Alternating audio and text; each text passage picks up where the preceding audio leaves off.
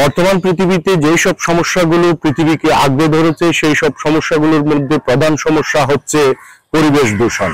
আর এই পরিবেশ দূষণ মানুষের দৈনন্দিন কর্মকাণ্ডের ফলেই হয়ে থাকে। মানুষ সৃষ্ট শব্দ দূষণে ক্ষতি হচ্ছে মানুষ এবং জীববৈচিত্র্যের, ধ্বংস হচ্ছে পরিবেশ। প্রিয় দর্শক, শব্দ দূষণ নিয়ে আজকের এই অনুষ্ঠান যে যেখান থেকে দেখছেন সবাইকে জানাচ্ছি সাদর সম্ভাষণ। প্রিয় দর্শক, আসুন আমরা জেনে নিই আগামী প্রজন্ম কি ভাবছে শব্দ দূষণ নিয়ে। প্রিয় দর্শক, আমরা এখন সাইকা ইসনাইন চৌধুরীর কাছে যাব।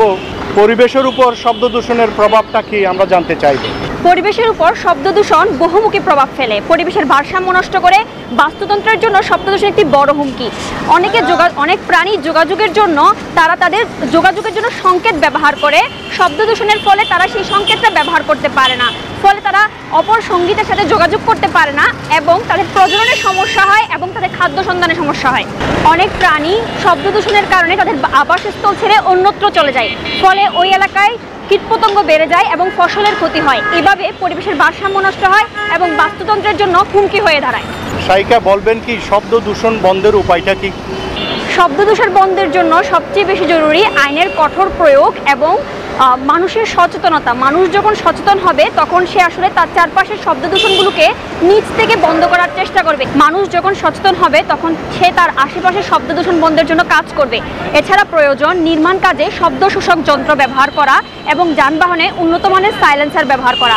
এভাবে যদি আমরা সকলে সচেতন থাকি এবং আইনের যথাযথ প্রয়োগ ঘটে তাহলে আমরা খুব শীঘ্রই শব্দ দূষণ বন্ধ করতে পারবো। দর্শক, শব্দ দূষণ নিয়ে আমরা কথা বলবো মুবাশশির তাহমিদের সাথে।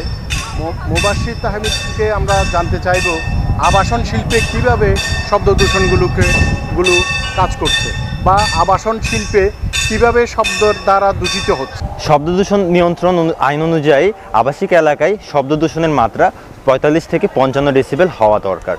কিন্তু কলকারখানা স্থাপনের কারণে, কলকারখানায় যে সকল যন্ত্রপাতি ব্যবহার করা হয় তার কারণে প্রচুর শব্দ তৈরি হয়ে থাকে এবং তার পাশাপাশি কলকারখানার কাঁচামাল সাপ্লাইয়ের ক্ষেত্রেও কিন্তু যে যানবাহনগুলো ব্যবহার করা হয় তার কারণে সংকীর্ণ রাস্তায় যানবাহনের অনেক চাপ হয়ে থাকে এবং অতিরিক্ত যানবাহনের চাপের কারণে হর্নের ব্যবহারও বেড়ে যায় এবং তার পাশাপাশি কলকারখানাগুলোতে নিরবিচ্ছিন্নভাবে বিদ্যুৎ সরবরাহ করার জন্য জেনারেটর ব্যবহার করা হয় এবং জেনারেটরের কারণে অনেকগুলো শব্দ তৈরি করা হয়।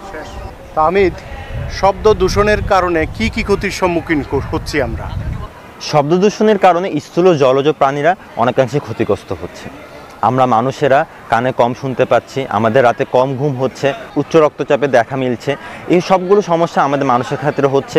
এছাড়া তিমি মাছরা তাদের শব্দের মাধ্যমে একে অপরের সাথে যোগাযোগ করে থাকে এবং দিকটা ঠিক করে থাকে। শব্দ দূষণের কারণে এই প্রক্রিয়াটা বাধাগ্রস্ত হচ্ছে। এছাড়াও পাখিরা তাদের শিকারীদের শনাক্ত করতে তারা সমস্যার সম্মুখীন হচ্ছে, এই কারণে তাদের প্রজননে তাদের সমস্যা হচ্ছে। শব্দ দূষণের কারণে এই সকল সমস্যাগুলো আমরা দেখছি। প্রিয় দর্শক, আমরা এখন আসছি একজন ছাত্রী সাদিকা আফরিন রিহার কাছে। জানতে চাইব কোন কোন যানবাহনে বেশি শব্দ দূষণ হয়।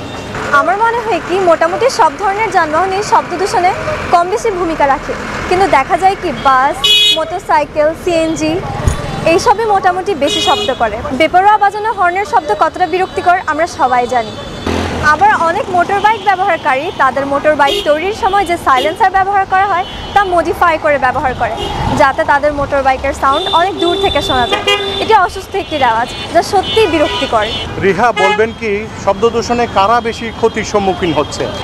যারা রাস্তার পাশে মেইন রোডে বসবাস করে থাকে তারা অনবরতই শব্দ দূষণের শিকার হচ্ছে। আবার বিভিন্ন সেক্টরে কাজ করা শ্রমিকরাও এর দুর্ভোগ থেকে রেহাই পায় না। সবথেকে বেশি সমস্যার সম্মুখীন হয়ে থাকে সিএনজি চালক আর নির্মাণ সেক্টরে কাজ করা শ্রমিকরা। হাসপাতালের অসুস্থ রোগীদেরও দুর্ভোগের কারণ হয়ে দাঁড়ায় শব্দ দূষণ। শব্দ দূষণের কারণে ঘরের বয়স্কদের বিভিন্ন ধরনের সমস্যা হয়ে থাকে। তাদের দ্রুত শ্রবণ শক্তি নষ্ট হতে পারে এবং তাদের রক্তচাপ এবং হৃদরোগের মতো ঝুঁকিও দেখা দেয়। সবথেকে মন খারাপ করার বিষয় হলো কোমলমতি শিশু কিশোরদের উপরও এর প্রভাব পড়ে থাকে। উচ্চ শব্দের কারণে তাদের শারীরিক এবং মানসিক বিকাশে বাধা হয়ে দাঁড়ায়।